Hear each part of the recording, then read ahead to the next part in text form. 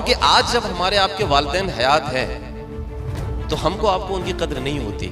किस दिन नहीं रहेंगे, आप उस दिन खुद को महसूस करना कि आपकी जिंदगी में अब क्या चल रहा है। मूसा अलैहिस्सलाम की वालिदा का इंतकाल हो गया तो अल्लाह ने कहा कि मूसा अब आप संभल के रहना, क्योंकि अब जमीन पर तुम्हारे लिए दुआ करने वाली तुम्हारी मां हयात नहीं है। 6 साल का बच्चा जो ये समझ रहा हो कि मेरी माँ को इस कब्र के नीचे दफन कर दिया जा रहा है और मैं अपनी माँ का अब कभी मुंह नहीं देख पाऊंगा। अचानक क्या होता है कि खादिमा के हाथ से नबी करीम सल्लल्लाहु अलैहि वसल्लम का हाथ छूट जाता है। उसी तेजी के साथ रोते हुए फिर वो ऊपर पहाड़ी पे चढ़ने के बल जैसे एक बच्चा बैठता है अपनी माँ के पास, उस पे बैठ के और वो इतना रोए हैं कि उनका पूरी दाढ़ी मुबारक और पूरा कपड़ा उनका भीग गया। 2012 में मेरे वालिद साहब का इंतकाल हुआ और जब मेरे वालिद साहब का इंतकाल हुआ तो मैं स्ट्रगल ही कर रहा था और मेरे मुशायरों में वही मुझे शोहरत मिलनी शुरू हुई थी। और आज भी मुझे याद है कि जैसे मुझे जब शोहरत मिली, जब मैं इस्टेब्लिश हुआ, तो मैं इस बात पे परेशान होता हूँ कि काश अब्बू होते तो मैं उन्हें वो सारी चीज़ें दिखा पाता जिनकी वो ख्वाहिशें रखते थे। आप सबके हयात होंगे अल्हम्दुलिल्लाह, सबके अब्बू होंगे, अम्मी होंगी, लेकिन जैसे मेरे दिल से पूछिए कि जैसे मैं आज भी जैसे मेरे अंदर कोई बहुत खुशी का मामला आया, बहुत कोई अच्छी बात हुई, तो मुझे घर जो है ना वो घर काटने दौड़ता है। मुझे लगता है कि काश अगर अब्बू होते तो मैं उनसे ये चीज़ें शेयर कर पाता। जैसे जब मैंने पहली बार 4 व्हीलर ली तो मेरे अब्बू का शौक हुआ करता था कि मैं 4 व्हीलर लूँ और जो है उस पर चलूँ। तो मैं जब पहली बार जब मैं गाड़ी खरीदा, 4 व्हीलर खरीदा और घर आया तो मैं रोने लगा। और उस वक्त मुझे बार बार यही याद आ रहा था कि काश के अब्बू कुछ दिन और जिंदा होते तो मैं उन्हें ये दिखा पाता, मैं उन्हें ये खुशी दे पाता। मैं ये बात क्यों बता रहा हूं आप सबको? मैं इसलिए ये बात बता रहा हूं कि आज जब हमारे आपके वालिदैन हयात हैं तो हमको आपको उनकी कदर नहीं होती।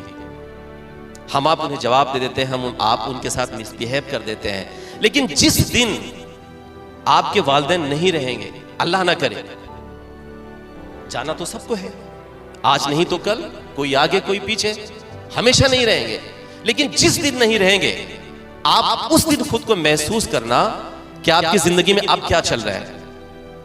क्योंकि माँ बाप जो है हमारे लिए कितनी अहमियत रखते हैं इसका अंदाजा हमको आपको नहीं है। मूसा अलैहिस्सलाम अल्लाह के नबी और पैगंबर थे। मूसा अलैहिस्सलाम वही मूसा अलैहिस्सलाम है जिनको अल्लाह ने ये हुक्म दिया कि आप अपने असासा को, आप अपनी छड़ी को, आप अपने डंडे को जमीन पर यानी उस दरिया पर मारो, और उस असासे की वजह से अल्लाह ने उस दरिया में रास्ता बना दिया। अब मर्तबा आप मूसा अलैहिस्सलाम का समझ सकते हैं कि उनका क्या रहा होगा। लेकिन जब मूसा अलैहिस्सलाम की वालिदा का इंतकाल हो गया तो अल्लाह ने कहा कि मूसा अब आप संभल के रहना, क्योंकि अब जमीन पर तुम्हारे लिए दुआ करने वाली तुम्हारी मां हयात नहीं है, तुम्हारी मां जिंदा नहीं है। कौन कह रहा है? अल्लाह कह रहा है। किसके लिए कह रहा है? पैगंबर के लिए कह रहा है। तो जब पैगंबर के लिए, नबी के लिए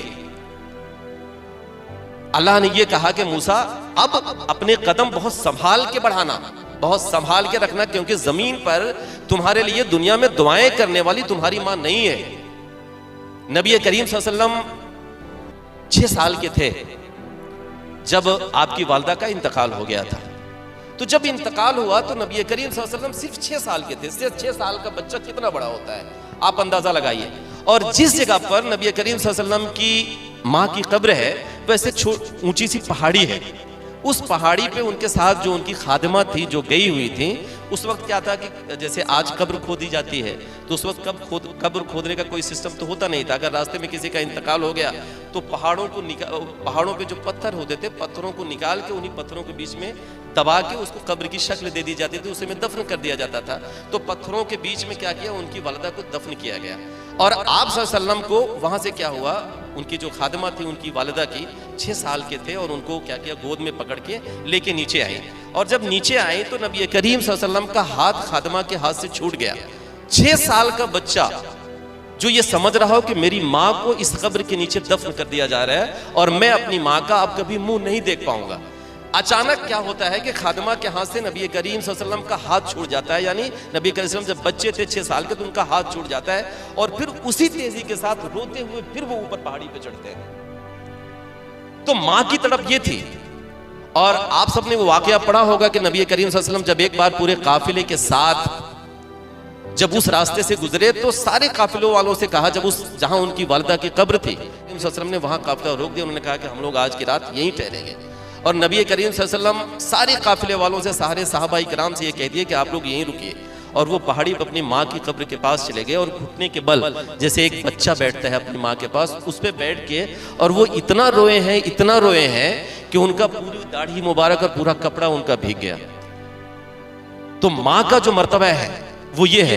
नबी करीम सल्लल्लाहु अलैहि वसल्लम ने एक बार सहाबा से कहा कि अगर मेरी माँ, मेरी वालिदा हयात होती और मैं ईशा की नमाज पढ़ रहा होता, अगर मेरी वालिदा मुझे पुकारती कि मोहम्मद, तो मैं नमाज तोड़ देता और सबसे पहले अपनी वालिदा के हुक्म की तामीली करता।